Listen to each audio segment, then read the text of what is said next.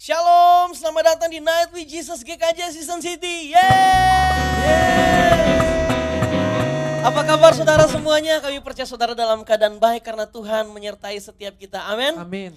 Saya mengajak kita untuk naikkan satu pujian. Tiap langkahku diatur oleh Tuhan. Dan tangan kasih-Nya menuntun setiap kita hari demi hari, langkah demi langkah. Amin. Tiap langkahku diatur oleh Tuhan, dan tangan kasih-Nya memimpinku di tengah gelombang, di tengah gelombang dunia menakutkan. Hatiku tetap tenang teduh, tiap langkahku, tiap langkahku. Ku tahu Tuhan yang pimpin, amin. Ke tempat tinggi ku dihantarnya, hingga sekali nanti aku tiba di rumah Bapa, di rumah Bapa, surga yang bakal. Saudara, kita naikkan puji dari awal. Tiap langkahku diatur oleh Tuhan, dan tangan kasih-Nya memimpinku di tengah gelombang, di tengah gelombang dunia menakutkan. Hatiku tetap tenang teduh, tiap langkahku, tiap langkahku. Ku tahu Tuhan yang pimpin, amin. Ke tempat tinggi ku dihantarnya, hingga sekali nanti aku tiba di rumah Bapa, surga yang bakal. Oh, tiap langkahku, ku tahu Tuhan yang pimpin. Ke tempat tinggi ku dihantarnya, hingga sekali nanti aku tiba di rumah Bapa, surga yang bakal. Di rumah Bapa, di rumah Bapa, surga yang bakal. Sekali lagi katakan, di rumah Bapa, surga yang bakal.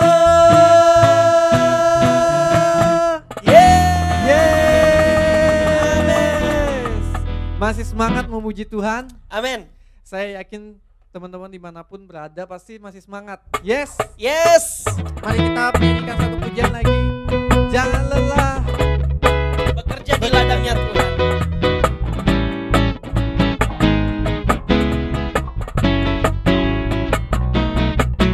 Jangan lelah bekerja di ladangnya Tuhan.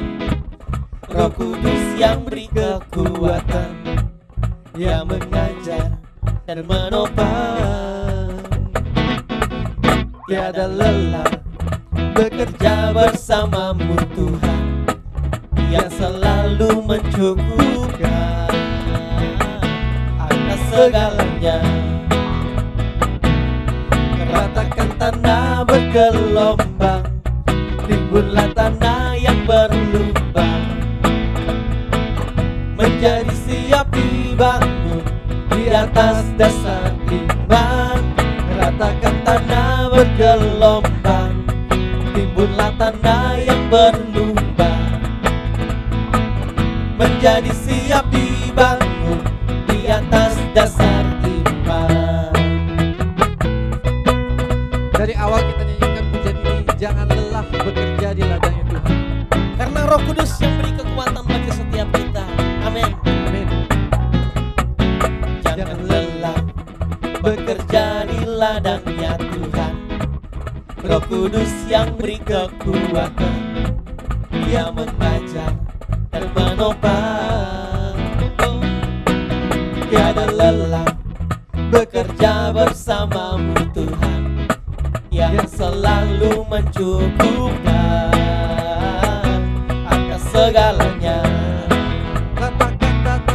Ratakan tanda bergelombang, timbunlah tanda yang berlubang, menjadi siap dibangun di atas dasar iman. Ratakan tanda bergelombang, timbunlah tanda yang berlubang, menjadi siap dibangun di atas dasar iman.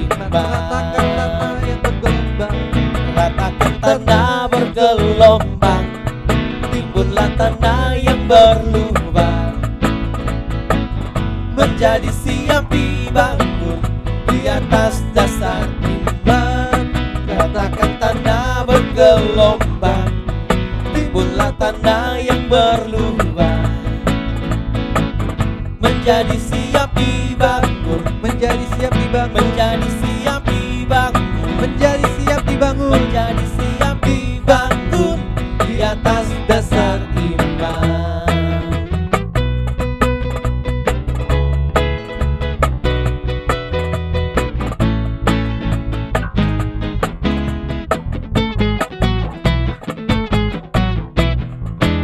Yes, saudara.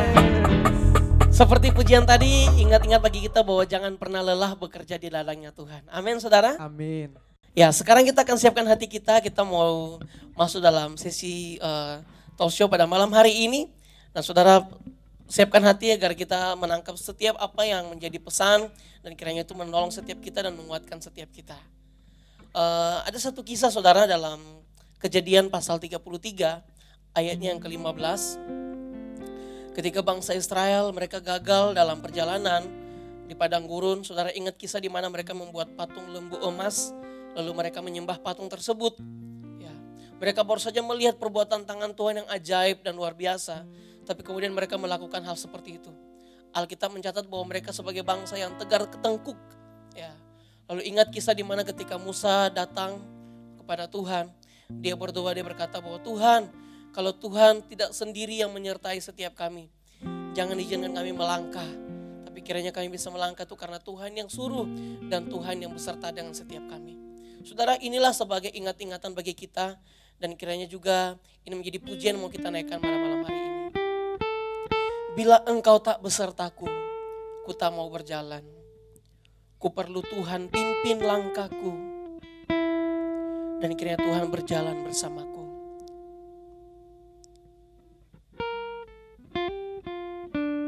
Saudara, mari kita siapkan hati kita. Kita naikkan pujian ini.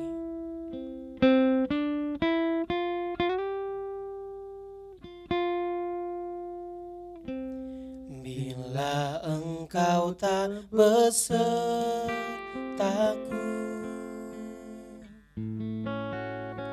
ku tak mau berjalan. Ku perlu Tuhan pimpin langkahku dengan kasih karunia-Mu. Pimpin langkahku setiap waktu, berjalan dalam Roh-Mu. Nyatakan Tuhan kemuliaan-Mu dan berjalanlah denganku. Bila engkau tak besertaku, bila engkau tak besertaku,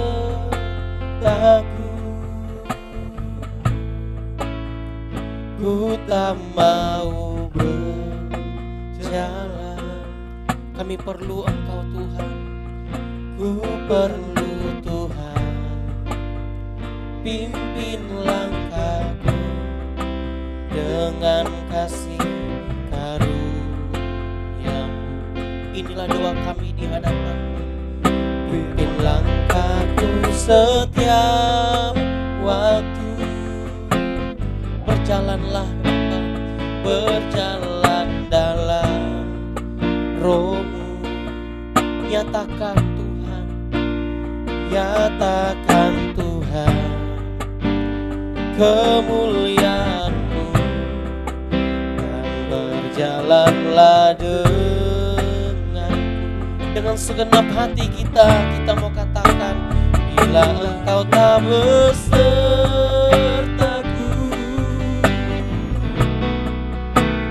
ku tak mau berjalan. Ku perlu Tuhan, ku perlu Tuhan. Pimpin langkahku dengan kasih karunia-Mu. Pimpin langkahku setiap waktu. Berjalan dalam Roh-Mu. Nyatakan Tuhan, nyatakan Tuhan kemuliaan-Mu, dan berjalanlah denganku. Nyatakan Tuhan, nyatakan Tuhan kemuliaan-Mu, dan berjalanlah denganku. Nyatakan Tuhan, nyatakan Tuhan kemuliaan-Mu, dan berjalanlah denganku.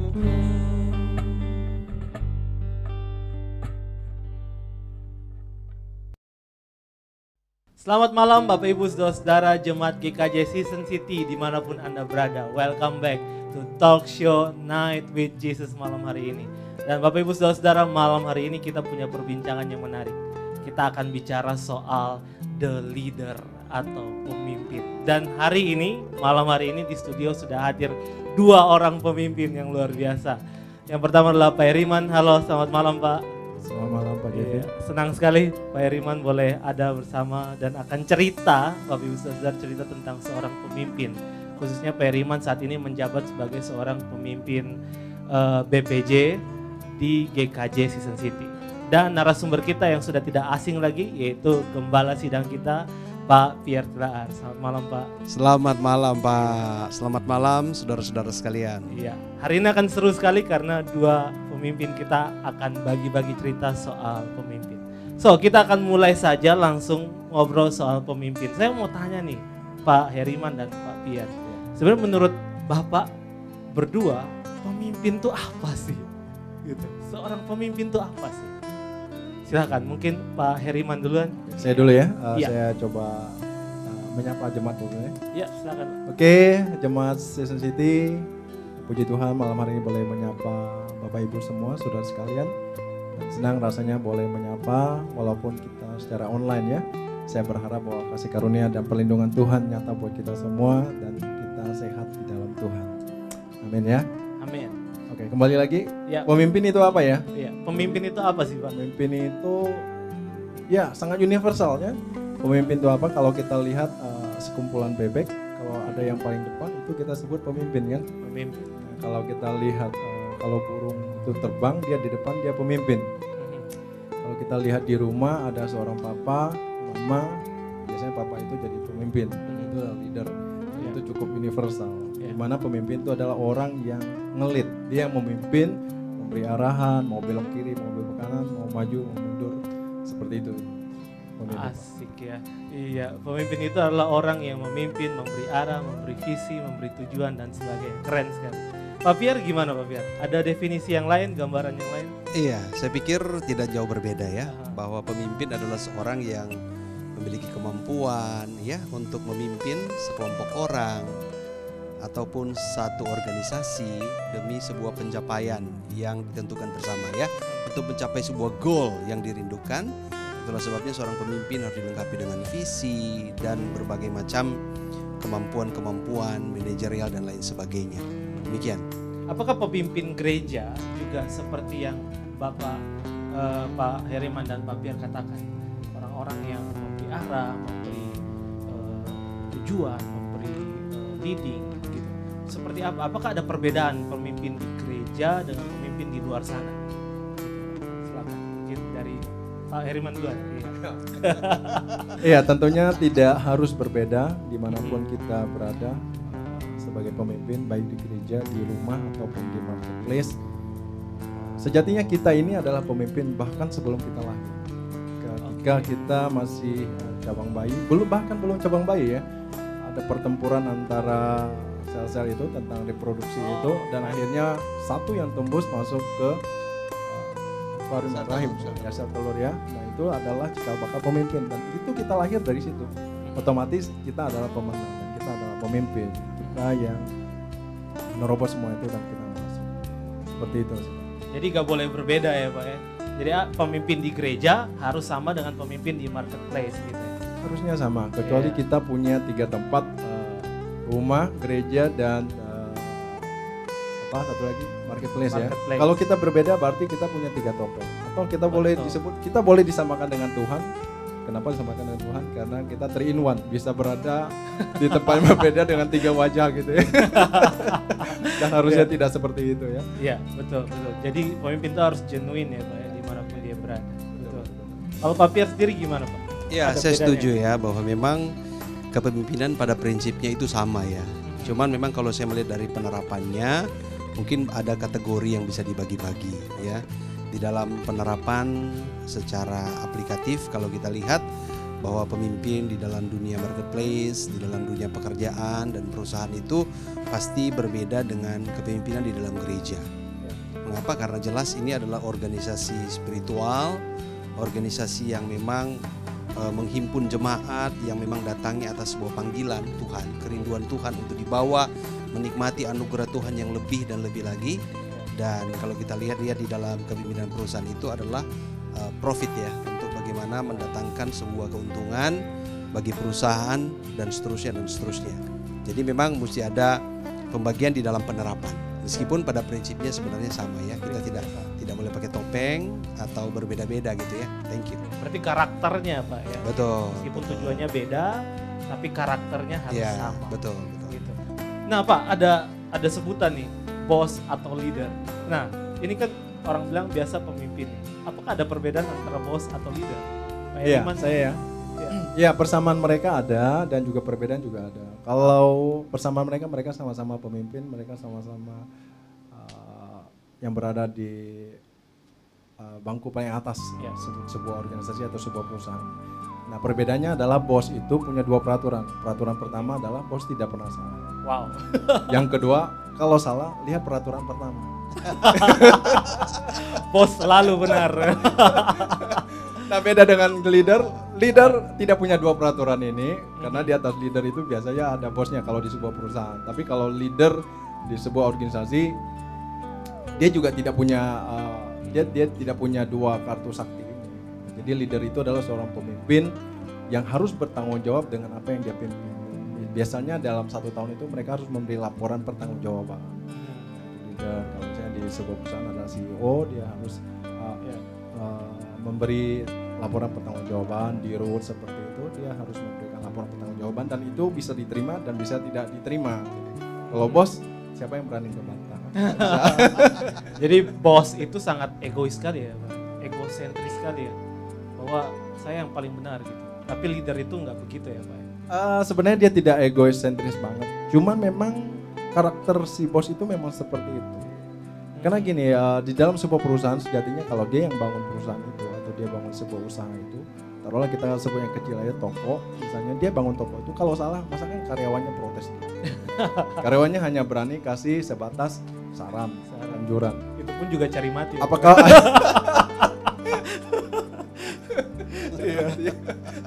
enggak, itu pun ya saran-saran itu pun harus disampaikan dengan etika yang baik, karena kalau tidak seperti kata Pak Jevin ya, bisa terjadi kasus ini. Oke, Pak. Kalau Pak Pierre sendiri gimana Pak membedakan? Iya, menarik sekali perbincangan ya. Jadi memang bos itu terkadang dia menjadi penguasa.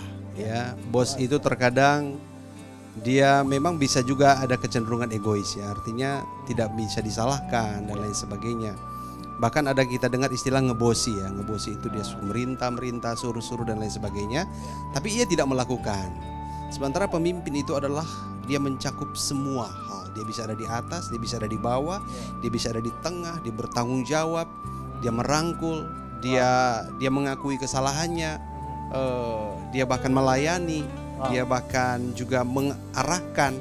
Jadi kepemimpinan itu ada di dalam sebuah jiwa orang yang tahu bahwa dia ingin membawa sebuah organisasi atau sekelompok orang itu ke dalam sebuah tujuan yang ada di depan sana, di mana dia akan pergi bersama-sama dengan mereka. Orang itu akan tiba dan dia akan ada di sana, dan di tengah-tengah perjalanan yang penuh risiko dia harus bisa menghadapi itu dengan baik dan benar. Dan mungkin kalau bos agak sedikit berbeda dalam penerapannya, terutama ketika kita berbicara dalam pelayanan ya, bahwa dia hanya ada di atas seorang diri, dia tidak bisa diganggu, lalu kemudian dia tidak bisa masuk sampai ke bawah. Semisal dengan kita lihat Yesus ya, ketika Yesus melayani, dia adalah seorang pemimpin rohani yang luar biasa, yang bisa ada di atas, di tengah, di bawah, dia bisa ada di depan, dia bisa ada di belakang, dia bertanggung jawab untuk merangkul semua orang dengan sebuah tujuan yang Tuhan inginkan sih. Ya. Nah itu the leader. The leader yang sejati. Betul, menarik sekali. Nah ada juga satu pertanyaan Pak, pemimpin itu sebenarnya dilahirkan, ditakdirkan, atau sebenarnya seorang pemimpin itu dibentuk, dipersiapkan? Nah ini mana sih yang benar nih? Kadang-kadang orang bilang wah dia ini memang terlahir sebagai seorang pemimpin gitu. Tapi ada juga yang bilang wah dia karena memang dilatih, dipersiapkan, sudah mengalami banyak suka duka yang kemudian membawa dia ke puncak sebagai seorang pemimpin. Nah sebenarnya bagaimana sih Pak memahami itu? Ya Pak Jevin, seperti yang di depan tadi saya bilang bahwa kita ini sebenarnya lahir sejatinya kita adalah pemimpin. Ya, jadi setiap orang memang terlahir sebagai pemimpin. Nah masalahnya dia jadi apa ketika dewasa tergantung proses hidupnya. Dan tergantung juga kesempatan-kesempatan yang dia miliki, dan kesempatan itu dia ambil apa. Kesempatan seperti apa? Kalau misalnya kita masuk sebuah perusahaan misalnya, dia mungkin masuk dari level paling bawah. Nah, ketika dia bekerja baik, dia akan dipromosi. Nah ini kesempatan dia dapat. Tapi kalau dia bekerja biasa-biasa aja, tidak excellent gitu, mungkin promosinya lambat, dan dia hanya sebatas di situ saja, bisa bekerja sampai 20 tahun, naiknya paling 1 atau 2 tingkat. Nah ketika dia melakukan pekerjaan dengan excellent, maka dia akan naik terus sampai ke puncak tinggi yang paling top di perusahaan itu. Nah kemungkinan di situ dia bisa memimpin perusahaan itu, dan kita sebut dia bisa memimpin perusahaan itu, dan dia pasti memiliki leadership yang bagus di perusahaan itu karena dia mulai dari basic sekali. Nah, seperti itu sih. Wah menarik ya, berarti memang seorang pemimpin itu dilahirkan dan juga dipersiapkan ya Pak ya? Ya, ditakdirkan. Dipersiapkan itu bisa secara formal, bisa juga secara non formal. Formalnya itu misalnya kalau sebuah perusahaan lagi ya, misalnya saya punya perusahaan, Pak Jevin punya perusahaan. Amin Pak. Pak Jevin punya perusahaan yang sudah multinasional nih ceritanya kan. Amin Pak. Tentu kan Pak Jevin kan, ya saya aminin juga. Tentu kan Pak Jevin percaya satu hal, bahwa Pak Jevin tidak hidup selamanya. Pasti satu saat akan kembali ke surga ceritanya. Nah harus mempersiapkan suksesi kepemimpinan itu sendiri. Nah, pasti yang dipersiapkan itu adalah anak. Nah anak ini yang kita sebut persiapkan. Persiapkan dengan apa? Sekolah ke luar negeri. Nah, ketika dia pulang dia akan mulai kasih job. Pasti dari level bawah dulu. Nggak langsung di level direktur atau komisaris. Karena kalau demikian dia akan kurang experience, dan perusahaan itu tidak akan berjalan baik nanti di bawah kepemimpinan dia. Betul. Jadi seorang pemimpin yang hebat itu ditempa ya Pak, gitu ya. Tempa dan itu dibentuk sedemikian rupa. Iya. Kalau Pak Pier sendiri gimana Pak? Ya saya setuju dengan kata Pak Heriman ya, bahwa pemimpin itu dilahirkan ya. Artinya memang ada unsur-unsur bawaan dalam diri seorang manusia, di mana ketika ia ditempatkan sebagai seorang pemimpin, dia akan lebih maksimal ketimbang orang yang dilahirkan dengan tidak memiliki kemampuan bawaan untuk memimpin. Ya orang seperti ini tentu akan sulit dan tidak mudah untuk menjadi seorang pemimpin. Perlu ada perangkat-perangkat yang melengkapi mereka untuk membentuk mereka dan memampukan mereka sebagai seorang pemimpin. Meskipun demikian, hal itu tidak mudah ya bagi mereka. Sehingga saya setuju sekali ketika orang yang berada di dalam Kristus, ketika orang itu percaya kepada Tuhan, bagaimana kemampuan memimpin itu Tuhan lengkapi sedemikian rupa. Kita dibaharui sehingga kepemimpinan yang kita punya itu diperbaharui di dalam Kristus. Mungkin ada orang yang memang sudah dilahirkan memiliki kemampuan memimpin, namun ketika dirinya tidak dibaharui di dalam Kristus, maka kepemimpinan ini bisa menjadi kepemimpinan yang merusak, menjadi sangat-sangat destruktif. Ya, contoh misalnya Hitler. Ya, Adolf Hitler itu seorang pemimpin yang besar sekali ya. Betul. Dan mungkin tidak ada orang, belum ada orang sampai hari ini yang bisa menyamai dia. Namun apa yang terjadi dengan kepemimpinannya? Ya, merusak tatanan sosial, ya merusak tatanan politik, bahkan tatanan dunia ya. Sampai hari ini banyak orang yang terpengaruh dengan pengalaman traumatis yang buruk dari akibat kepemimpinan Adolf Hitler, begitu kan? Jadi, orang-orang yang tidak dibaharui, tidak berjumpa dengan kasih karunia Kristus, kepemimpinan itu bisa berakibat fatal. Ada juga memang yang bersifat membangun. Tetapi ketika kita dibaharui di dalam Kristus, saya percaya bahwa ketika kita memimpin itu dimulai dari rumah, di gereja, di kelompok kecil, dimanapun tugas yang Tuhan percayakan kepada kita, saya percaya kita akan belajar dari Kristus untuk bisa menjadi pemimpin yang semakin hari semakin efektif, semakin hari semakin mencapai goal yang Tuhan inginkan. Demikian sih. Betul. Jadi seorang pemimpin itu memang semua dilahirkan, tapi dipersiapkan, dan persiapannya itu harus kita lihat ya. Persiapannya seperti apa, di tempat yang baik dengan nilai yang benar atau tidak ya. Karena hasilnya bisa merusak atau justru membangun. Itu bagus sekali. Nah, kita akan lihat di dalam Alkitab. Nah, Pak Pierre sendiri gimana Pak? Di dalam Alkitab tuh dijelasin soal pemimpin nggak Pak? Iya, jadi Tuhan Yesus sendiri mengatakan kepada murid-muridnya ya. Ketika itu dalam Markus 10 kita lihat itu ada murid-muridnya yang ingin mendapatkan tempat atau posisi strategis sebagai pemimpin begitu ya. Dan dalam konteks pemikiran murid-murid Yesus hari itu, memimpin itu ya seperti orang yang duduk di tahta, duduk di kursi yang nyaman, lalu kemudian tinggal menunjuk jari dan seterusnya. Pokoknya dapat fasilitas sebagai seorang bos. Namun Yesus mengatakan kepada mereka, kamu tidak tahu apa yang kamu minta. Dapatkah kamu meminum cawan yang harus kuminum dan dibaptis dengan baptisan yang harus kuterima?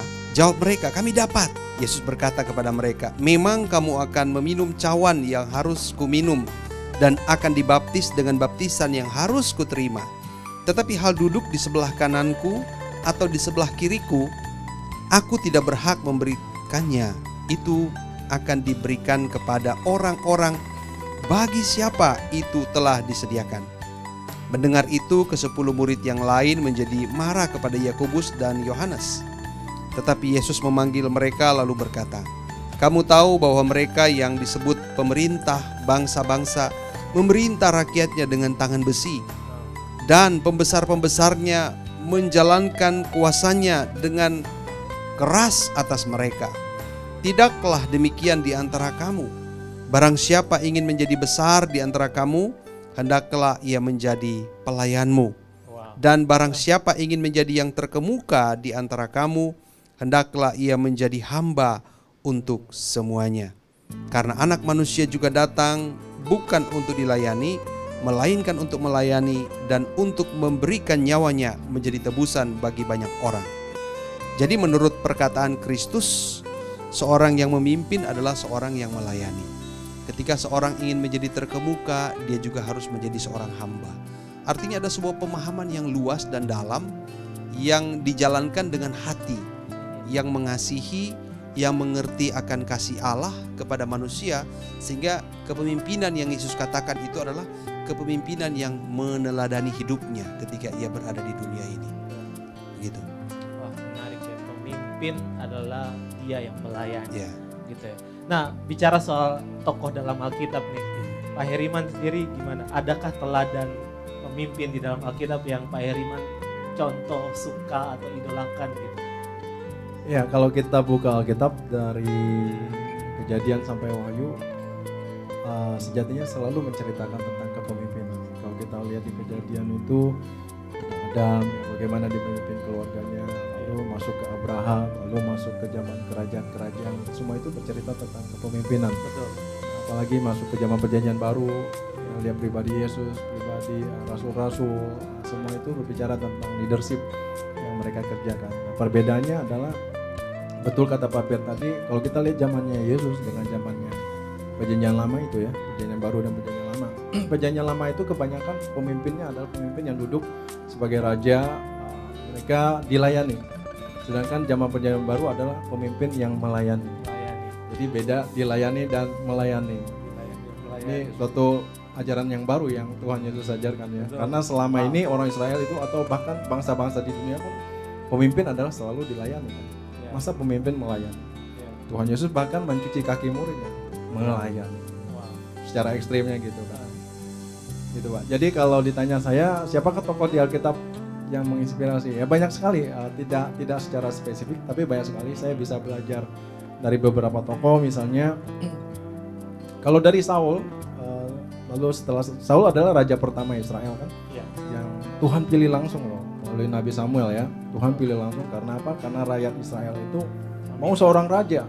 Mereka nggak mau dipimpin oleh Nabi, mereka mau seperti bangsa-bangsa di sekitar Israel waktu itu semua punya raja. Mereka juga mau raja. Akhirnya Tuhan bilang ya udah angkat Saul ya, seorang yang tinggi perawakannya dan eloklah gitu ya. Itu raja pertama Israel. Dan Tuhan suruh Samuel urapin dia. Pertama-tama Tuhan yang pilih, berarti Tuhan berkenan dong ya. Tapi kita lihat bahwa perjalanannya kemudian Saul ini ditolak sendiri oleh Tuhan. Nah menariknya kenapa ditolak? Seorang manusia kan tidak ada yang sempurna ya. Sekali-sekali bisa berbuat salah ya.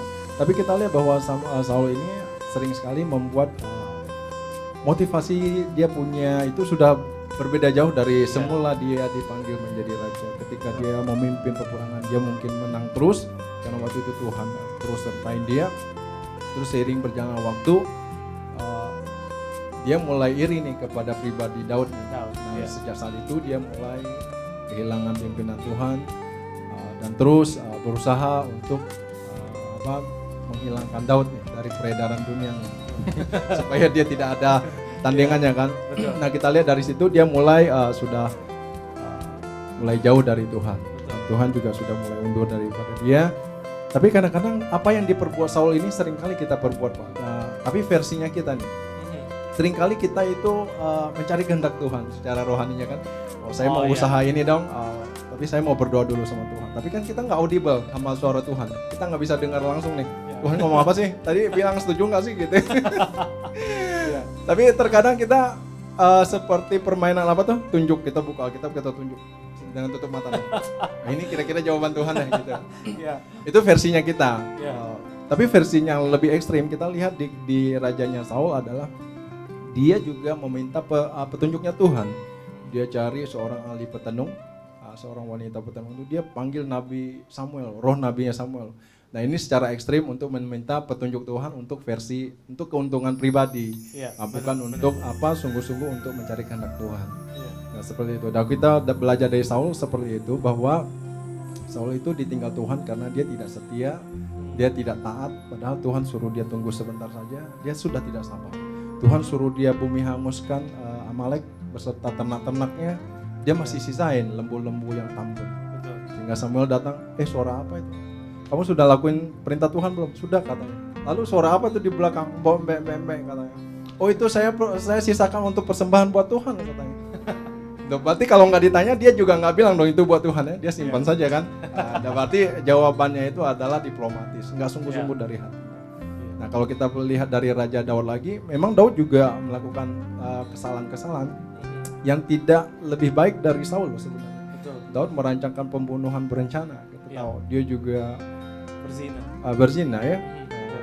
Dia melakukan hal-hal yang di luar sewajarnya ya, seorang raja ya. Memang raja memiliki sisi gelap kan. Ya, sisi gelap. Tapi Alkitab itu luar biasa ya. Semua dibuka.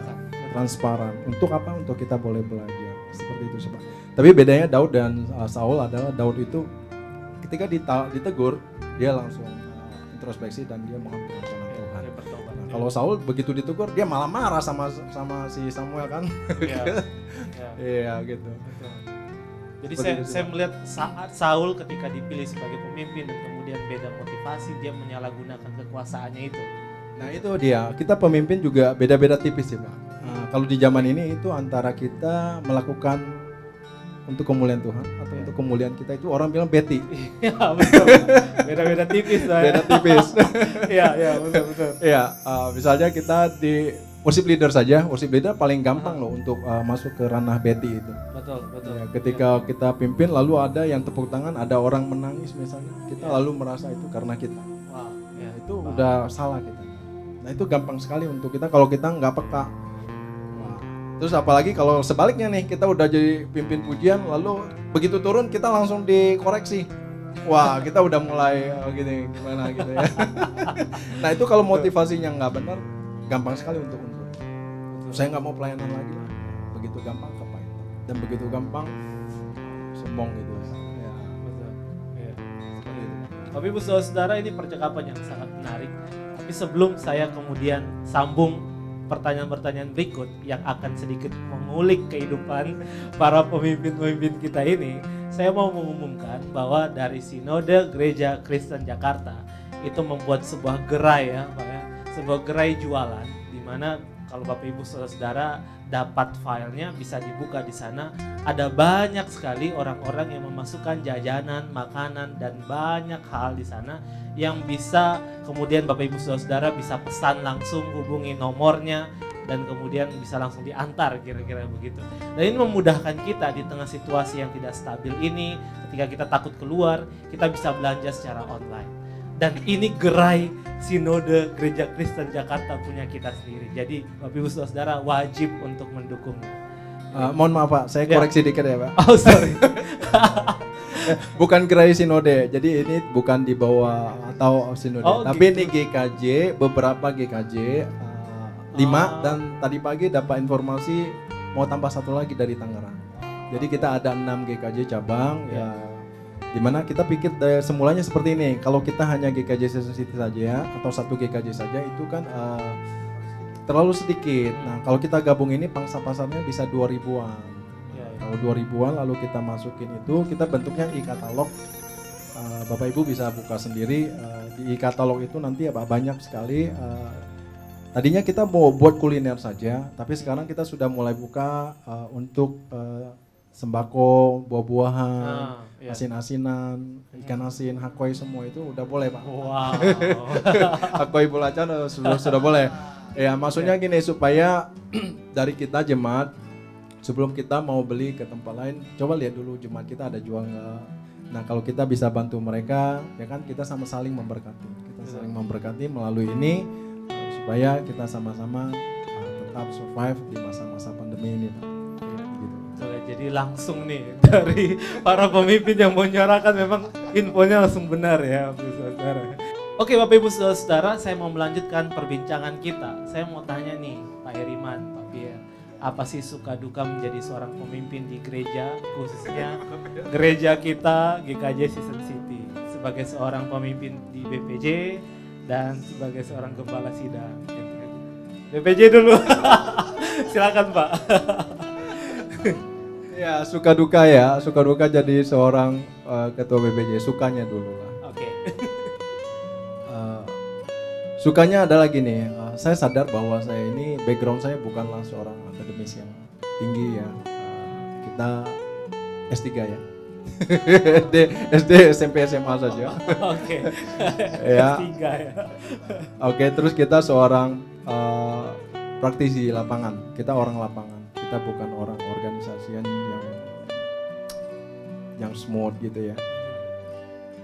Yang membuat saya bersyukur begini, di dalam level saya ini, saya dipercaya oleh Tuhan untuk sebagai ketua BPJ di GKJ Season City ini. Saya tahu itu bukan karena bisanya saya, bukan karena hebatnya saya, tapi karena Tuhan kasih saya kesempatan. Nah saya pribadi orang yang kalau dikasih kesempatan, saya sungkan untuk menolaknya. Apalagi Tuhan yang kasih kesempatan. Luar biasa. Saya akan buktikan bahwa Tuhan tidak kecewa siapapun yang kasih saya kesempatan, biasanya saya akan terima itu. Misalnya di BPH juga, saya ditawarin itu, saya sebisa mungkin untuk tidak menolak. Ya. Karena yang saya tidak lihat, mungkin orang lain lihat. That's why mereka memilih saya. Nah, itu sukanya berarti saya masih dianggap nih sama Tuhan. Ya. Nah, jadi Bapak Ibu kalau dipilih, ayo respon yang baik. Betul. Selagi masih dianggap, ya kan? Ya. Kalau nggak dianggap, Tuhan itu gampang saja. Tuhan bilang apa? Kalau manusia diperintahkan untuk tidak memuji dia bisa perintahkan batu untuk memuji dia. Jadi bagi Tuhan itu semua media bisa.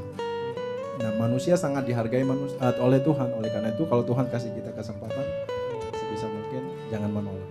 Ya. Karena Tuhan tahu kita kok. Kamu bilang nggak sempat, Tuhan tahu kok kamu sempat nggak sih. Kamu bilang kamu sibuk, Tuhan tahu kok sebenarnya. Ya. Jadi nggak usah berargumen sama Tuhan, just say yes gitu aja udah. Ya. Nanti dalam perjalanan begitu ada kesulitan-kesulitan, hanya kasih tahu Tuhan, Tuhan masalahnya ini. Biasanya saya lalui itu disertai sih. Maksudnya dikasih jawaban, dikasih solusi.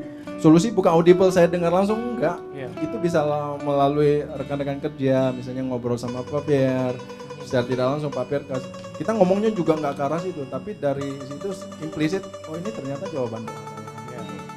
Nah dukanya adalah biasanya pemimpin itu adalah lone ranger dia sendirian. Wah. Ya. Kenapa dia sendirian? Karena pemimpin itu kadang-kadang dia harus melihat yang di depan kan.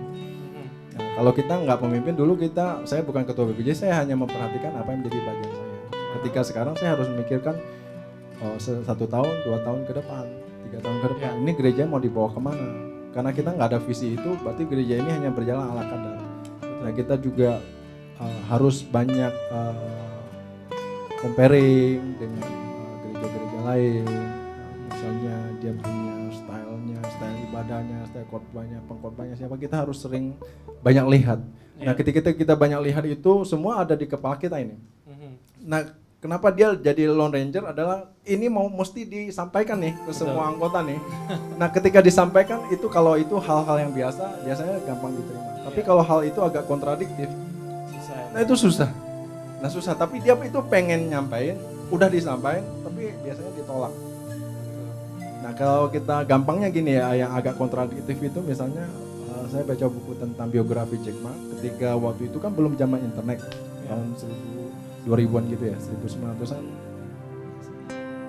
atau 2000-an dekat-dekat itu lah. Ketika dia sampaikan itu kepada bawahannya, mereka kan nggak ada gambaran tentang internet. Tapi beliau kan sudah ada gambaran, beliau sudah ke Amerika. Waktu itu beliau bikin tentang Yellow Page, dan itu juga perlu dana yang nggak sedikit, dan beliau juga tidak punya banyak dana. Dan itu beliau bergumulnya sangat keras untuk membuktikan. Seorang pemimpin susahnya gini, ketika dia mau membuktikan apa idenya ini berhasil apa enggak, dia harus konsisten Pak. Ketika dia konsisten, kalau semuanya mendukung kan oke Pak. Ketika semuanya menolak dan dia konsisten, apa enggak lone ranger Pak? Benar. Jadi pemimpin itu perlu partner yang memahami visinya.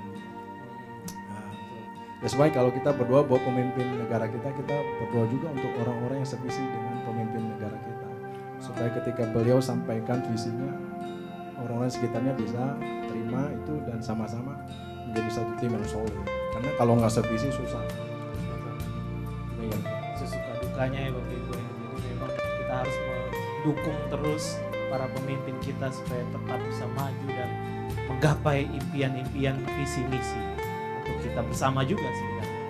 Kalau dari Pak Pierre gimana Pak? Boleh cerita sedikit? Iya, puji Tuhan ya. Sukanya adalah ketika kita melihat ada sebuah kerjasama di dalam pelayanan ya. Baik itu tim hamba Tuhan, tim pemimpin dalam BPJ, dan bahkan sampai ke jemaat. Itu sukanya luar biasa. Yang kedua, ketika saya melihat BPJ ini bisa bertumbuh dalam kerohanian yang luar biasa ya, yang bisa melayani Tuhan all out, yang mengasihi Tuhan luar biasa. Itu adalah sebuah kebahagiaan yang tidak terbayar oleh apapun ya. Lalu ketika kami melihat jemaat itu bisa bertumbuh di dalam pemuridan, bisa menjadi pemimpin-pemimpin di kelompok-kelompok kecil, lalu kemudian mereka bisa membangun saat teduh, mereka bisa memberi refleksi. Aduh, itu sebuah kebahagiaan ya. Nah, belum lagi kalau kita melihat jemaat itu bisa bertumbuh ya, baik secara kualitatif maupun kuantitatif, ya kan? Jemaat bisa mengajak orang untuk datang beribadah. Ya sekarang sih nggak bisa datang nggak bisa ajak orang untuk datang beribadah ya. Cuma kalau kita lihat viewersnya aja ya kan. Betul. NWJ yang melihat berapa nih? Acara malam hari ini yang lihat berapa nih kan gitu ya. Lalu kebaktian online minggu itu yang watching berapa? Waduh, itu ada sebuah suka yang tersendiri juga bagi saya ya. Nah tentu dukanya ya kebalikannya ya. Jika tidak ada kerjasama yang baik, lalu kemudian terlalu banyak perbedaan seperti yang tadi Pak Ketua katakan, visinya itu nggak sevisi gitu, nggak sehati, itu merupakan rasa sedih yang luar biasa. Apalagi melihat jemaat tidak bertumbuh dalam kerohanian, tidak bertumbuh dalam kedewasaan, selalu menjadi seperti anak-anak dalam kerohanian, itu merupakan sebuah kesedihan, bahkan duka yang mendalam tersendiri bagi seorang hamba Tuhan ya. Demikian sih. Saudara, kita dibukakan oleh suka duka para pemimpin kita. Dari sinilah saya pikir kita benar-benar harus mendukung para pemimpin kita, karena sebenarnya kita semua satu keluarga GKJ Season City gak bisa hanya berjalan 1-2 orang, kita berjalan harus bersama-sama, dan itu sukacita yang tak terbeli oleh apapun. Maka mari kita terus dukung gereja kita dengan semangat yang luar biasa. Meskipun dalam kondisi seperti ini, kita harus tetap semangat ya Pak. Amin. Harus. Iya. Yang terakhir nih Pak, ada suka, ada duka. Nah, ketika ada duka melanda, atau mungkin yang tadi Pak Erik bilang Lone Ranger itu, apa nih kekuatannya seorang pemimpin? Tetap bisa berjalan terus.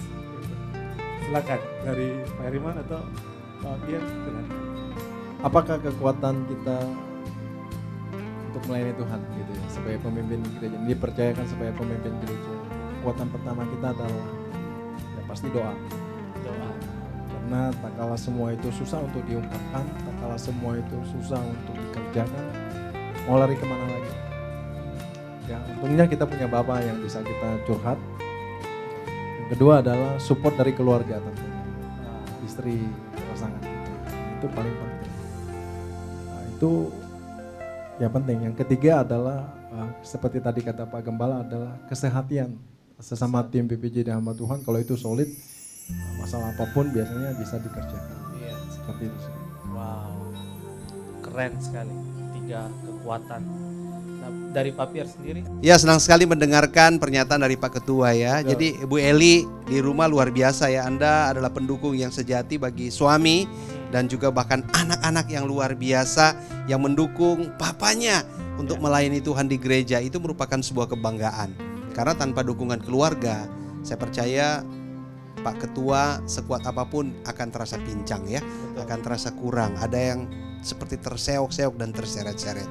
Nah, benar sekali apa yang dikatakan oleh Pak Ketua kita.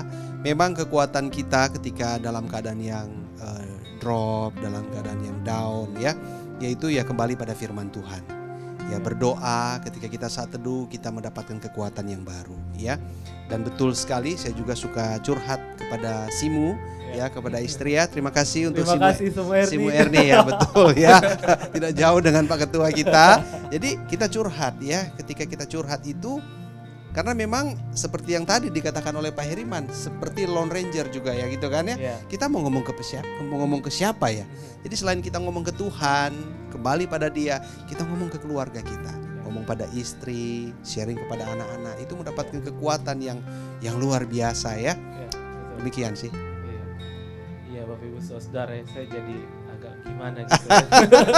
Karena saya yang masih belum ada support system ya. Tapi ini mendorong saya untuk segera memilikinya. Amin, luar biasa. Kita doain. Ciamel tolong cut itu ya. Lain terakhir Pak, apa pesannya mau disampaikan pada jemaat di dalam tema kita malam hari ini sebagai seorang pemimpin? Silakan. Baik Bapak Ibu sekalian, jemaat yang dikasihi Tuhan, marilah kita menjadi pemimpin ya di rumah kita masing-masing. Mari suami-suami jadilah pemimpin rohani, jadilah teladan rohani buat istri dan anak-anak Anda ya kan. Dan jadilah teladan di dalam pekerjaanmu, jadilah pemimpin di dalam pekerjaanmu, apapun itu. Sesederhana apapun pekerjaanmu, itu adalah ladang yang Tuhan percayakan bagi engkau untuk engkau menjadi pemimpin, memberi teladan, pengaruh yang baik bagi lingkungan di mana engkau bekerja. Kalau engkau adalah seorang pemilik usaha, mari jadilah pemimpin yang luar biasa seperti Kristus kepada seluruh karyawan, kepada seluruh jenjang dan perjalanan usaha pekerjaan Anda. Kalau Anda sebagai seorang profesional, mari perlakukanlah setiap orang yang menjadi klien Anda dengan baik.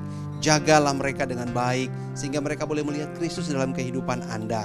Ketika Anda melakukan kekeliruan, sampaikanlah bahwa Anda keliru. Ketika Anda melihat bahwa mereka keliru, katakanlah itu dengan baik, dengan sopan, dan penuh kasih supaya Kristus yang dimuliakan. Demikian. Dari Pak Heriman. Pesannya ya. Ya, Bapak Ibu Saudara sekalian, seperti Alkitab berkata bahwa kita adalah semua pemimpin. Kita ditadirkan menjadi kepala bukan menjadi ekor. Karena itu percayalah dan kerjakanlah apa yang menjadi tugas bagian kita dan selebihnya serahkan kepada Tuhan. Sekusut apapun, bahkan seperti benang yang jahit itu yang kusut. Kalau kita nggak bisa meluruskannya, Tuhan bisa. Itu kelebihan kita daripada orang di luar percaya ya. Kalau kita di dalam Tuhan, just do it, lakukan saja. Karena apa? Karena kita punya Tuhan. Takut apa? Seperti itu, Pak.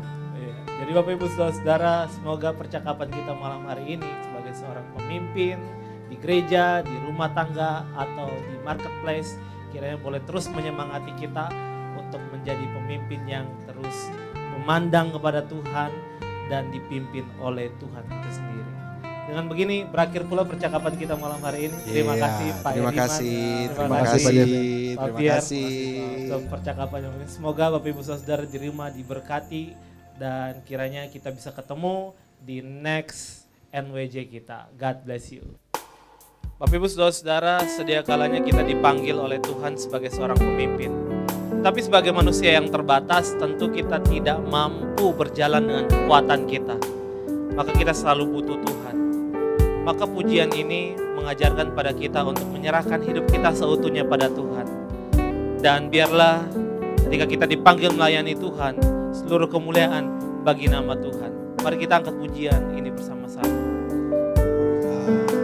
Inilah hidupku, kuserahkan padamu. Serahkan padamu segala cita-citaku, masa depanku menjadi milikmu. Jadikan kami terang Di tengah kegelapan dunia ini Tuhan. di tengah kegelapan dunia, membawa bangsa-bangsa kepadamu. Tuhan, ini kerinduanku, bagimu Tuhan seluruh hidupku.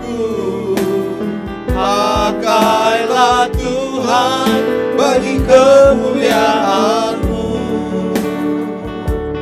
genapi seluruh rencana-Mu, sampai bumi penuh kemuliaan-Mu. Sekali lagi kita nyatakan pujian ini pada Tuhan sebagai kerinduan kita melayani Tuhan. Tuhan, inilah hidup, ku serahkan padamu segala cita-citaku, masa depanku menjadi milikmu. Jadikan kami terang Di tengah kegelapan dunia ini Tuhan. di tengah kegelapan dunia, membawa bangsa-bangsa kepadamu. Tuhan, ini kerinduanku, bagimu Tuhan seluruh hidupku. Pakailah Tuhan bagi kemuliaan-Mu, genapi seluruh